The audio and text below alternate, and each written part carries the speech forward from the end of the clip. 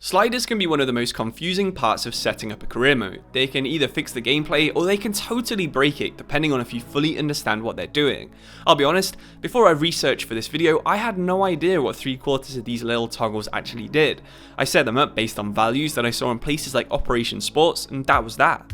Hopefully by the end of this video, both you and I will fully understand what every single slider does, how it can affect your gameplay, and how you can actually enjoy career mode when the AI either can't cheat or doesn't cheat at all. The first slider we'll talk about isn't actually a slider, it's a setting that you choose before you start your game called game speed. There's 3 options for this slider. There's slow, which makes the game very slow, there's normal, which is the default setting, and then there's fast, which makes every match of career mode feel like you're playing Ultimate Team.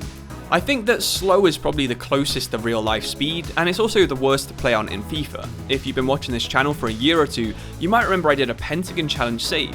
Well, the first few years of this save I actually did on slow game speed, and every single comment was telling me about how easy the game looked. Leaving the game speed on slow makes fast players way too overpowered, even more than they normally are, but it does make passing and dribbling feel so much more fun. I don't have to describe what normal will do, but fast will make the gameplay almost the same as Ultimate Team. It increases things like long shots, it makes the players run and turn much faster, and I've talked about this first because it's usually the first step of actually setting up the sliders. Okay, so now let's actually start looking at sliders and explaining what they do. The first thing you'll see when you go in the page is sprint speed and acceleration, and these are actually pretty straightforward because it simply changes how fast the players will run and how fast they will reach their maximum sprinting speed. If you're thinking the games are too much like basketball and totally end to end, it's probably best to turn sprint speed down. By default, the most popular sliders online adjust these to be 10 sprint speed and 50 acceleration. These values are set like this for the jogging animations. If the acceleration value is too low, then players will start jogging and not be able to recover back to get the ball, because the animation transition from jogging to running is painfully slow. According to Operation Sports, the dribbler will always be at 50 sprint speed no matter what you set your sprint speed value to.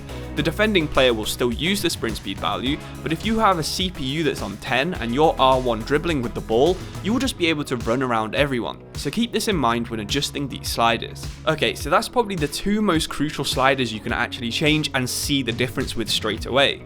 They can totally change the way that the game feels. The next 2, shot error and pass error, are also very important. They're both sliders that I like to increase, and by increasing these errors, it makes every single shot and every single pass have a much higher risk of failing. On higher difficulties, the AI can be absolutely lethal from almost anywhere. It doesn't matter if the ball's running away from them, if the ball is bouncing, if it's even behind them, their shots will usually find the top corner. By increasing the shot error and also the pass error, you'll make the AI much more likely to make mistakes. Of course, if you do the same for yourself, then the games are going to have more turnovers, you'll have more of a midfield battle, and the games will also be lower scoring. This is 3 points that I see a lot of people wishing the default gameplay had. If you bump shot error up into the 80s and increase pass error to between 60 and 70, then you'll have slightly more realistic gameplay. The gameplay won't just look like it's 11 robots playing football and none of them can make mistakes. Instead, you'll be playing with real life humans that do actually make mistakes when they're under pressure or in unfortunate positions. Personally, I like shot speed and pass speed, which are the next 2 sliders, to be exactly where they are by default. Operation Sports doesn't quite agree with me, they recommend lowering shot speed by 1 and pass speed by 8. If you reduce pass speed by this much, you'll see a lot more interceptions happening in midfield, while lowering shot speed will make goalkeepers' reflex stat much less important. I have seen people who say the exact opposite is what they prefer. If you want less interceptions and the ball to be pinging around much faster than a player can run, then you should probably increase the pass speed instead. If you want the goalkeepers to save less shots, or if you want to score more shots from outside the box, then go into your sliders and increase the stat for shot speed. Okay, next up we're going to look at the 2 injury sliders. We have injury frequency and injury severity. Severity determines how long a player will be out for if they do get injured, while frequency will change the amount of how many injuries you'll get in game. This won't affect things like training injuries or anything like that. This slider will only adjust the amount of players that get injured actually on the pitch. If you increase the frequency and lower the severity, I think this is probably the most realistic combination. That's also exactly what Operation Sports will suggest. best. So move injury frequency up to around 85, but bring severity down to 25. This will give a lot of very small knocks and pulls where players have to go off the pitch, but they're fit again in 3 or 4 days, just like we have in real life. I've used these exact same values the entire time I've played FC24 career mode, and I'll tell you, every season you get 2 or 3 injuries where you'll have someone out for 1 or 2 months, you'll get about a dozen injuries where someone will miss 2 or 3 games, and you'll get another dozen injuries where someone might miss a few days, so maybe 1 or 2 matches at the very most. I think this definitely helps for career mode because you'll end up rotating your squad more and giving players a chance that you definitely wouldn't normally use.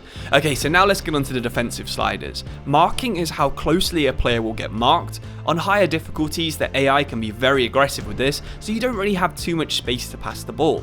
If this is the only difficulty you're having by going up a difficulty, you should probably lower the marking slider and slowly raise it back up to 50 if you think the AI is too difficult. If you're the opposite and you think the AI is giving you too much space, instead increase it, or maybe consider actually just increasing the difficulty, because I do think the AI does get a lot better at marking the higher difficulty you go. I think run frequency is also quite self-explanatory. Increasing the slider makes more runs happen, but it does also make the AI run out of position and can make things very easy for counterattacks. If you lower the run frequency, the AI won't run forward as more, your games will have less goals, and you'll have to work harder to score the goals you do get, but the AI will be much more solid defensively. Operation Sports suggests lowering this by 15 to get to 35, and I think that is a very good value.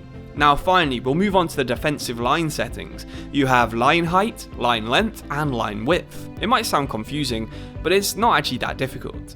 It's a good idea to put line length to about 30 because this causes constant one-on-one battles where if you beat one player, another player will charge in and also attempt to take the ball off you.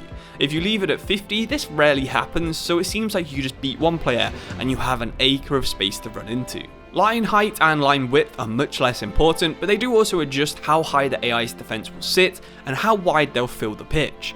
With pullbacks and cutbacks being by far the best way to score on FC24, increasing the sliders to 52 for width and also moving the defense up to 62 does seem to be a good balance to prevent this happening.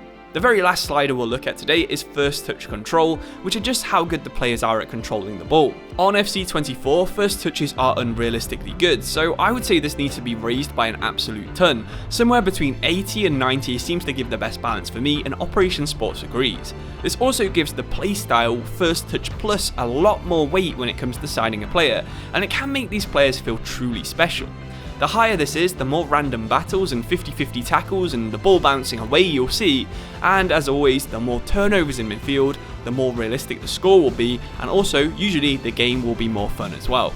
All the information in today's video came from Operation Sports, and I really do recommend you check out their forum and their post on FIFA 24 sliders if you want to know anything else about how they work.